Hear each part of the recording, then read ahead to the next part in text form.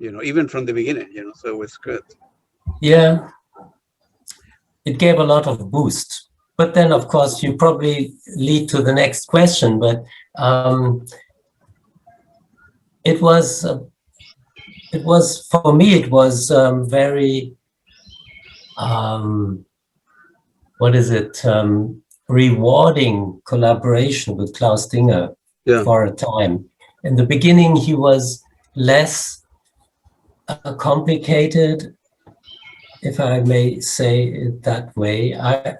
Since he died, I am much more careful about giving comments on Klaus Dinger than before, because back then he could say in an interview, "Oh, Michael Rother is just telling rubbish." Now he's no longer able to defend his or justify his deeds, which at some point really hurt me and hurt Neu. But so I focus on the artistic quality of Klaus Dinger as my partner in Neu. And it was clear that the talents we both had, they met in the middle. So we had quite a big overlap in the middle, which enabled us to understand what the other one was going for. But still, each one of us had his specialities he was like a great drummer and also amazing at the microphone. Yeah. If you look at tracks like Hero, for instance, one of my favorite Neu tracks. Yeah, and then after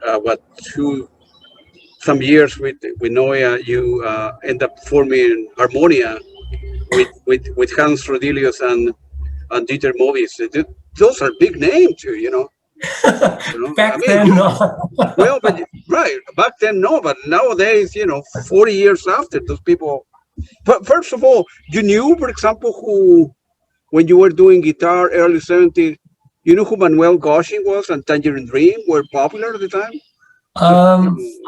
Well, the thing is, I stopped listening to other people's music. That was one of the steps I took to leave the past behind, and I wanted to focus on your own stuff. Right. And I knew that there were bands like Tangerine Dream, Ashra Temple, I don't know, maybe later.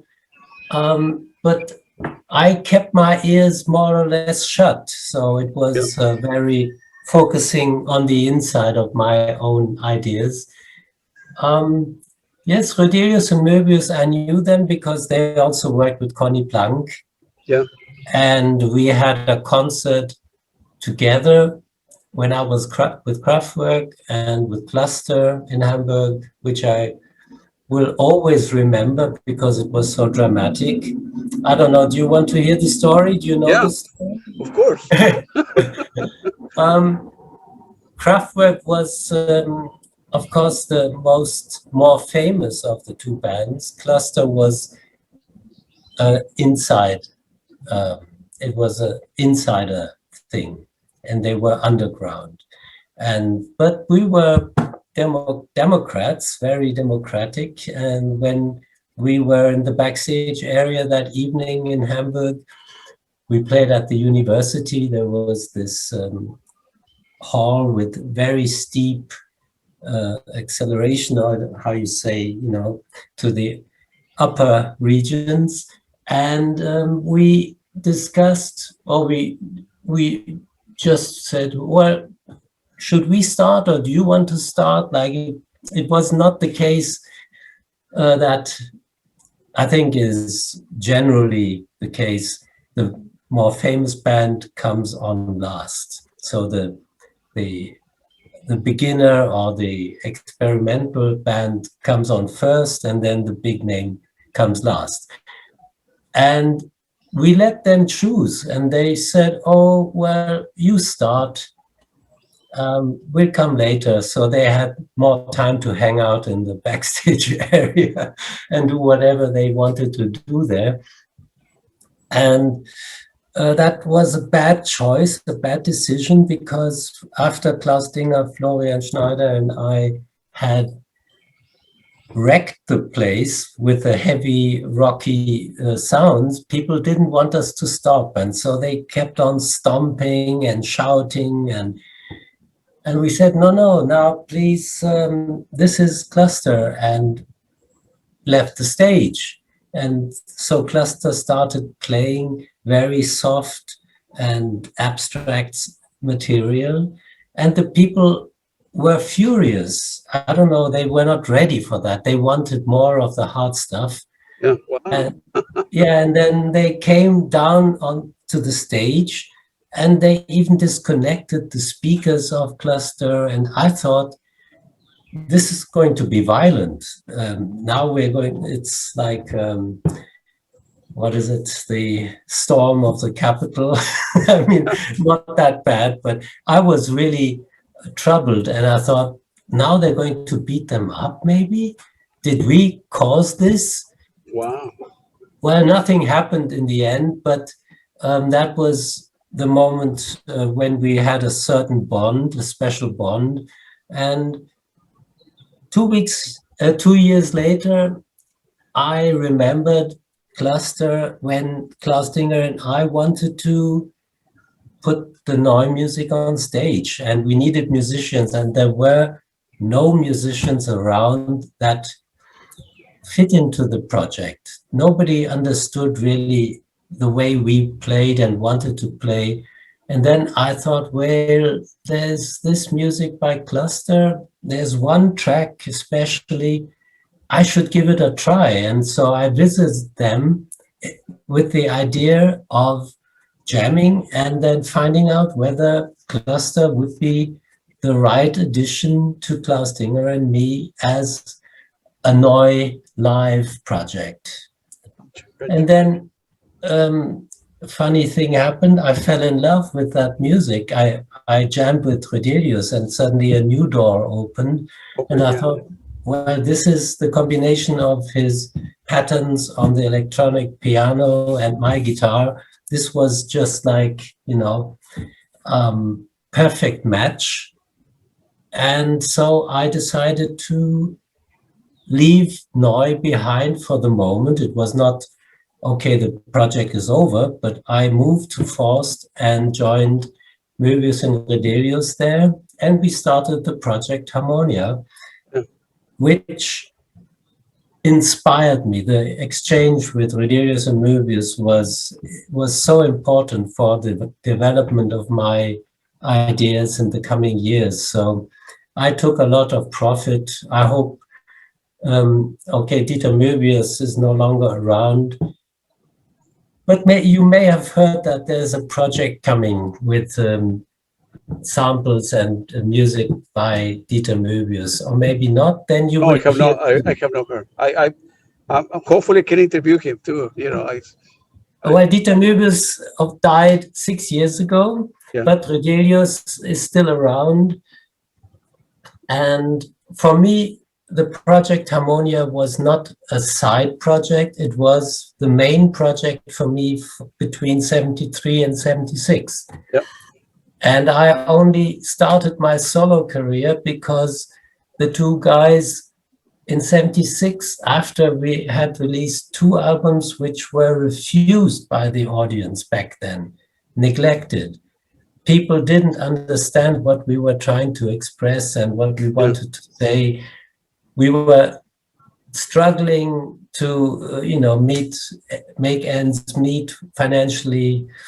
And so in 76, Roedelius and Moebius said, no, Michael, we're not going to continue this project with you. And so this was never my intention in my life to work on my own. But then I thought, okay, well, I have these ideas, these compositions. So I will talk to Conny Plank, and if he's willing, I will invite Jackie Liebezeit of Cairn, who was my favorite drummer. Apart from Klaus Dinger, there was only Jackie Liebezeit for me, really. And luckily, both were very happy to work with me and ended up recording Flammende Herzen, and then a totally new chapter started. Yeah. And in a way, that was the best thing that happened to you, because then you begin your solo career. At the moment you say, man, what I'm going to do, how I'm going to make money. But now looking back, that's the best thing that happened to you, opening your solo career, and the rest is history. You have done so well with. Yeah, sometimes that this is what my conclusion. Sometimes you have to accept that life has a detour in mind. Yeah. You have an idea, you are going for something, Yeah. but life has different decisions.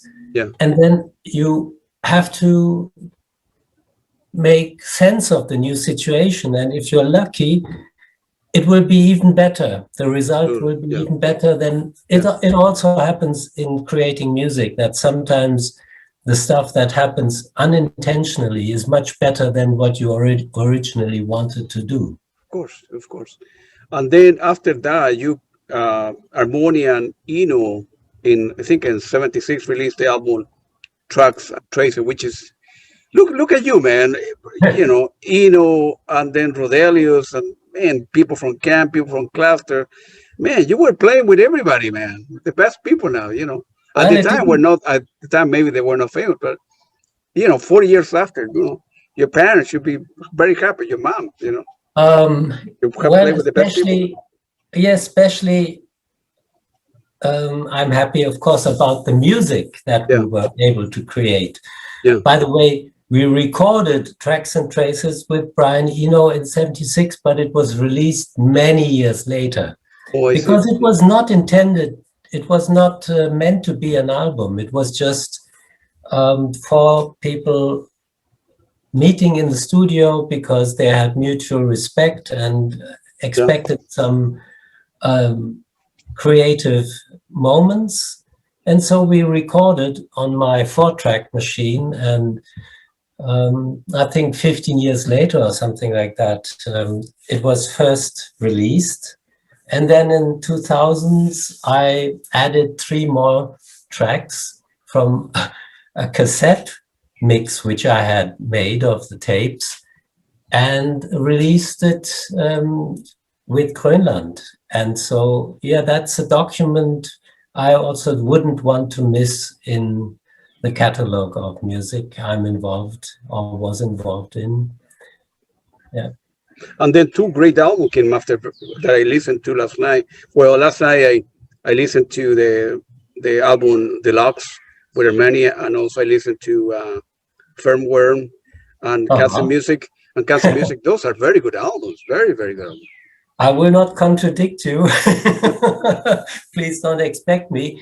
Very good. I'm very happy. I think if you look at the development of the music, it sort of makes sense how songs like Hallo Gallo, Neuschnee, Easy, Deluxe lead to Flammende Herzen and Sterntaler and the stuff I did later.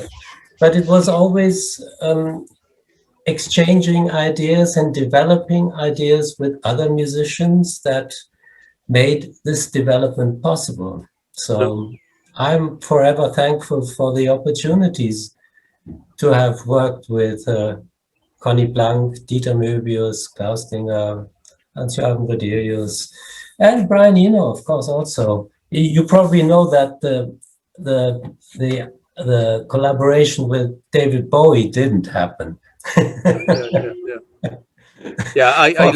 like Brian Eno too. He's one of the masters. I mean, it's a lot of great people there. They're as I mentioned to you before. I like your stuff.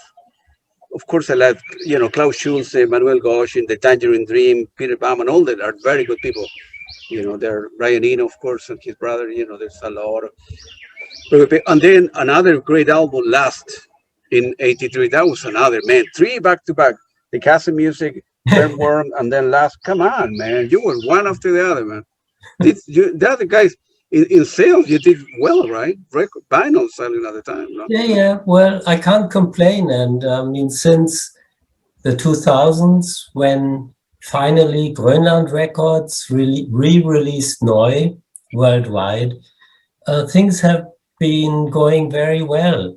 It was not how do you say, a start-finish winning run all the time. There It were, went little by little increasing, you know. yeah, but there were also dents that led downwards, like the late 80s. People lost interest in the music, and the 90s were a bit strange and difficult. And then suddenly the echo of our music came back from the States via Sonic Youth or Stereolab England, Yeah, and of course. and and people in Germany that had forgotten our music, that we even existed. We were pushed aside by history, which happens, I guess. This is the new generation has new heroes, but then they started not inventing, rediscovering our music. The German audience and the audiences in America and Great Britain, they were already far ahead. Germany was a bit behind in that sense. And Neu being released worldwide, we've sold more albums than in the 30 years before, you know, so. And with the chance to play live, I really cannot complain. I mean, sort of full circle now, but also my new collaborations. I guess I have every reason to be thankful for the opportunities that fate has given me to work on music and enjoy working on music, giving joy also to people. You know, people like and then another two albums, Esperanza and Remember later on. And those, I mean, you did okay, man. You know, from Yeah, playing the guitar, you know, did a little bit of chord to, you know, yes, 50 but years I think, later. Yeah, but you have to. I mean, you know, we're jumping over the years. yeah, Back then, there were albums that were very popular, and then yeah, suddenly there were albums which I liked in the same way. I was very happy about, but the people didn't like them. And yeah. so this history, which happened to Harmonia, first being rejected in the 70s, and since the 90s and 2000s, now Harmonia music is also accepted and around the world.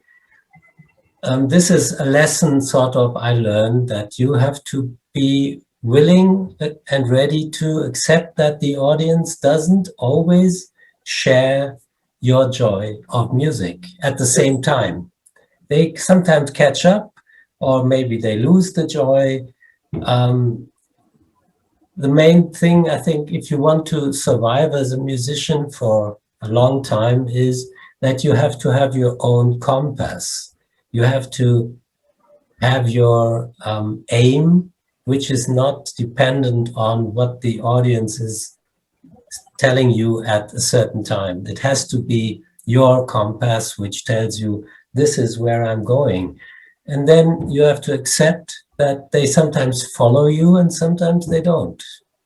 Yeah, that's unfortunate. That's what if you can name, you know, your three as a musician now, looking back, right? 50 years later, looking back, there were any particular musician or influences that you look back and say, man, that album with that person or that band really make a big impact on my life. You know, looking back now, is anyone I in think, particular?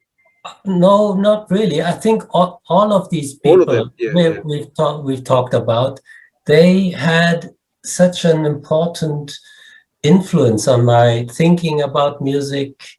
And Dieter Moebius still keeps popping up in my mind at night. Sometimes suddenly he's alive and I talk to him. And I know that the special, different approach to music that Dieter Moebius had compared to mine, yeah, we were struggling. You know, it was like disagreeing and trying to find the right solution. But working with these talented musicians paved the way for me. Yeah. So I wouldn't pick one on top of one other. Yeah, many. If looking back at your career, any memorable concert that you have played that stay in your mind forever? It was a crazy one, or the best one. You went home, you went to the hotel and say, man, this is the best I have ever played in my life. Everything worked out, the weather, the lights, the atmosphere, the crowd. The crowd is very important, I mean, Yes, anyone or some that you. there are quite a few concerts, really, Yeah.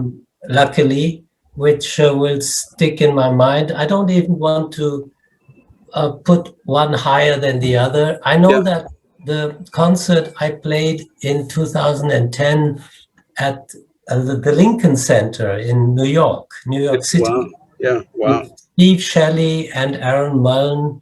It was a project I called Hallo Gallo 2010.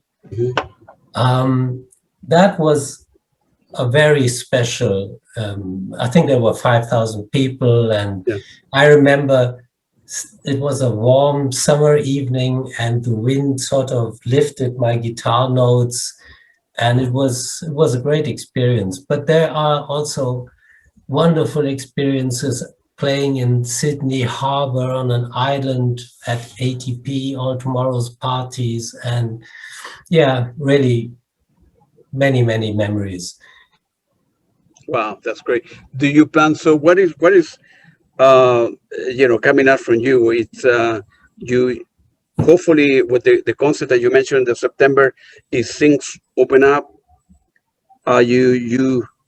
You prefer to be on the road and then do, I don't know, 20, 30 gigs a year?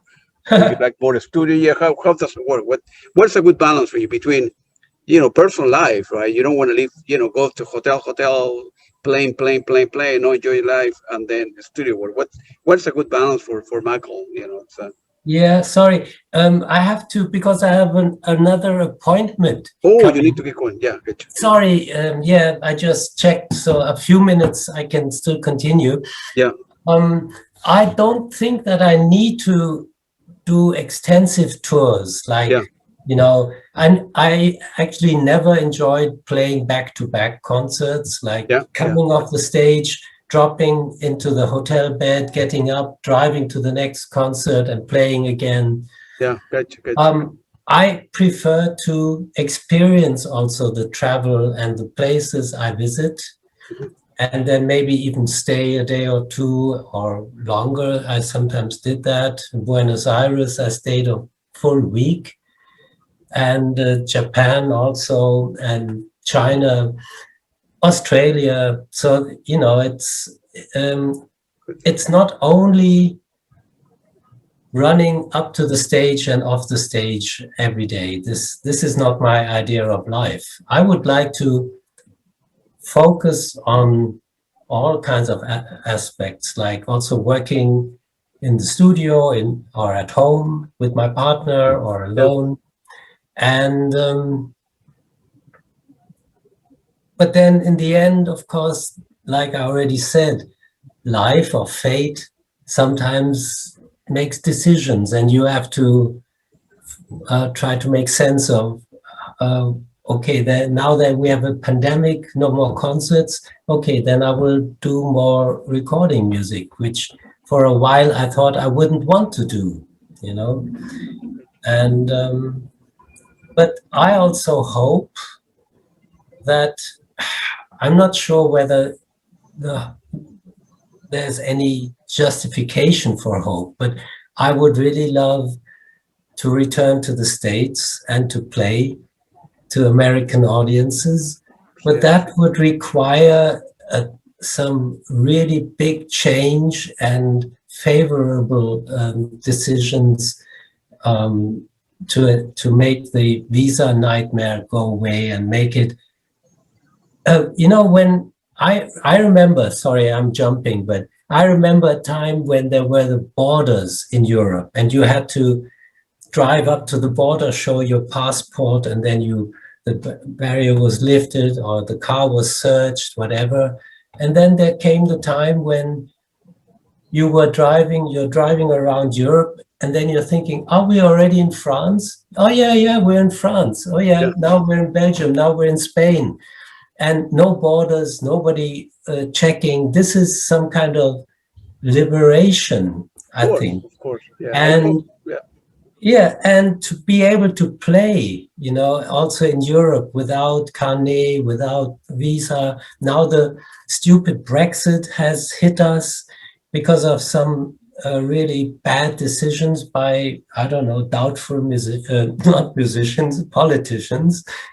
And this will make playing in the UK difficult, but also the US. Those, I think the reason for these regulations, this trying to keep people, not only Mexicans from entering the States away, just foreigners, they should stay away. They're taking our jobs. This is probably some union thing which went the wrong way. The union protecting local musicians from getting challenged by cheaper musicians coming from Europe. I think that was maybe the original idea of trying to protect their own culture. This is, I can understand this to a certain extent, but this idea has long gone wrong. And so if you have someone you can talk to, please help change that. Yeah, no, I agree. I completely agree with you, Michael. I know the fee that you need to pay to be a working musician in the United States, and it's very, very expensive. So you need to schedule at least 5 to 10 gigs to make it worthwhile, because it's very expensive, the fee. And so it's a crazy nightmare. So for me, I'm a consumer of your music. So hopefully, I will be able to meet you one day and shake hands, take a couple pictures, and then see you playing live, man. I love your music, man. So it was very nice talking to you, Michael.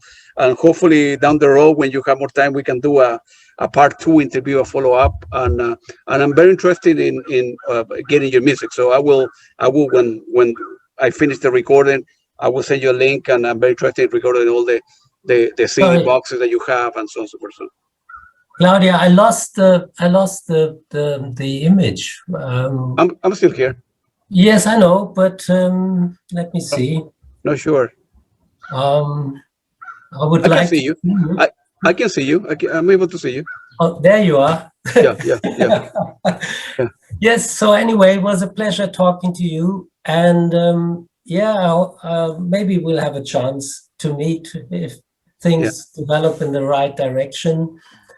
Got you. And I will send you another email, because I'm very interested in getting all your music, all the CD boxes that you did, 1 of 5 and 6. I'm very interested to get it. So I will send you. Thank you very much again, Michael, for your time, your great music. You are a very good guy, and keep on working hard, and hopefully we'll see you in the States, not in Europe, and maybe playing in Berlin or something.